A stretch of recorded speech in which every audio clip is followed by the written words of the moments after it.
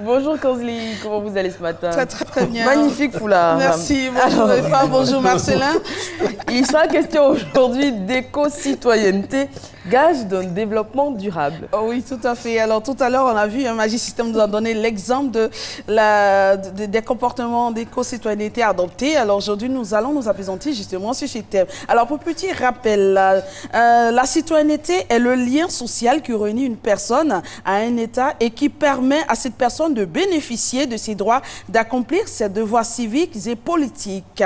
Adopter un comportement citoyen, c'est aller au-delà justement de ses droits et devoirs civiques, c'est-à-dire être responsable et autonome, individuellement ou justement collectivement. Alors, l'éco-citoyenneté fait justement référence à l'écologie, donc l'action du citoyen vis-à-vis de l'environnement et de la nature. Le citoyen a donc de ce fait des devoirs envers la planète sur laquelle il vit et l'environnement dans lequel il évolue. Alors, l'éco-citoyen doit avoir ces devoirs-là de façon indispensable et surtout doit marquer justement de ses actions des faits réels et justes. Donc voilà un peu ce que c'est que l'éco-citoyen. Alors, Kanzli, de façon concrète, oui. Quelles sont les actions ou gestes écologiques que doit poser tout citoyen? Alors, c'est simple. Il s'agit donc pour chaque citoyen de ce monde, ou je dois dire même de la Côte d'Ivoire, de se comporter quotidiennement en acteur de prévention de l'environnement, en accomplissant des gestes éco-citoyen.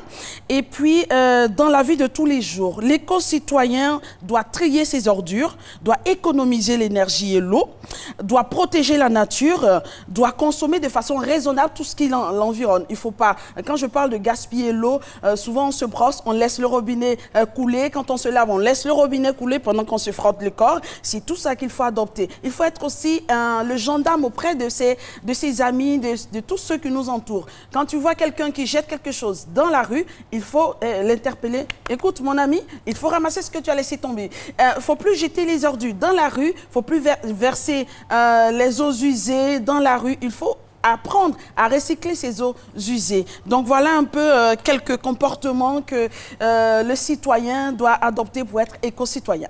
Alors, est-ce que tous ces comportements, justement, éco-citoyens à observer concernent uniquement les particuliers? Mais non, du tout, du tout. Pas seulement les particuliers, mais c'est tout le monde. C'est les entreprises, ce sont les institutions, ce sont les politiques, ce sont les gouvernants, enfin, ce sont les organisations. Et justement, pour venir aux gouvernants, c'est pour dire que les gouvernants doivent justement mettre à la disposition des populations des poubelles adaptées, surtout, je précise adaptées, parce que nous sommes en Afrique, il faut mettre des poubelles adaptées avec des couvercles. Il faut également mettre des urinoirs un peu partout dans les coins de rue.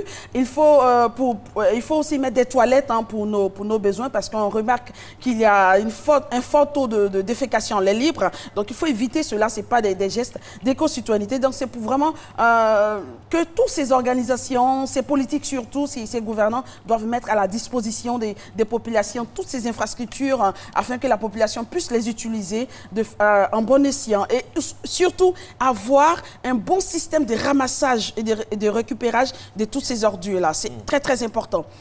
Donc voilà un peu le rôle des... C'est bien, parce que tout à l'heure, vous avez dit que même quand on jette quelque chose, mais écoutez, si on est dans la circulation, la personne est dans une voiture, ça déjà c'est... Oui, c'est vrai que c'est raté. Est-ce qu'il y a une police itinérante de l'environnement qui devrait...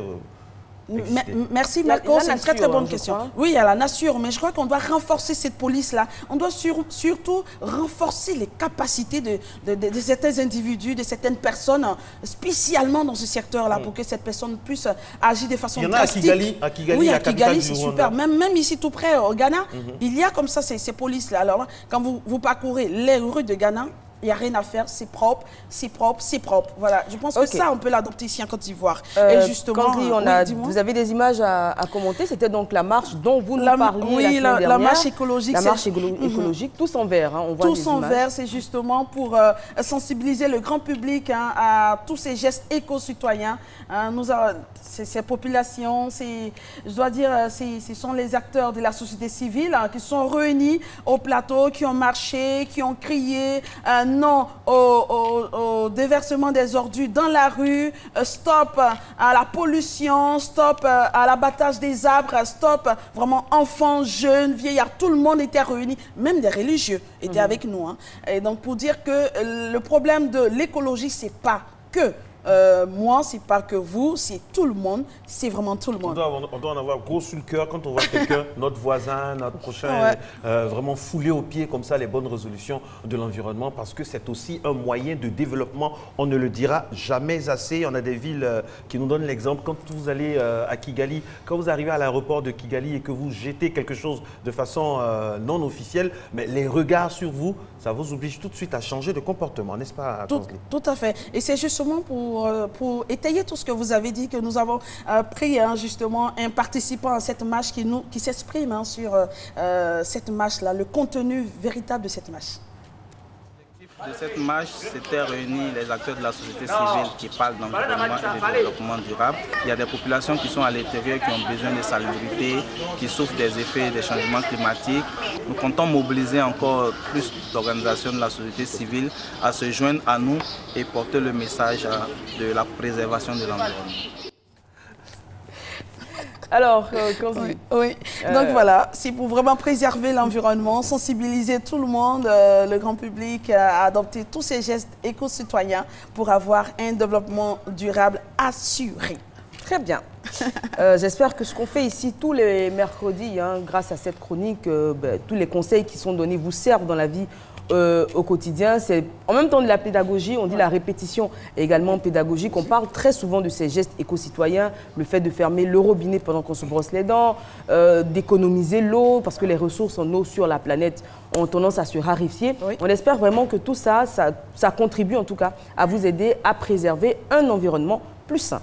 Merci encore. Bientôt, on aura un élément, un reportage sur, bien sûr, le boulevard Nangui à Brogua et au niveau de la salubrité du côté d'Adjamé. On verra un peu les efforts qui sont faits et puis aussi les suggestions des populations, ce qu'il faut faire afin que cet endroit très névralgique pour la capitale ivoirienne, administrative, bien sûr, Abidjan, vraiment ait une physionomie assez belle pour autant les commerçants, les habitants et tous ceux qui viennent dans cet endroit très très important d'Abidjan. Merci Konsli. Merci. Midé, je rappelle donc aujourd'hui avec nous pour parler bien sûr de notre comportement éco-citoyen. Merci pour tout ce que vous faites et puis aussi au niveau de l'eau, au niveau également de l'environnement en général. Merci beaucoup. Merci. Eva Amani est avec vous. C'est pas voilà, la voici. Oui, je vous la représente officiellement. Et très heureuse d'être là d'ailleurs aujourd'hui, mercredi 29 mars 2017.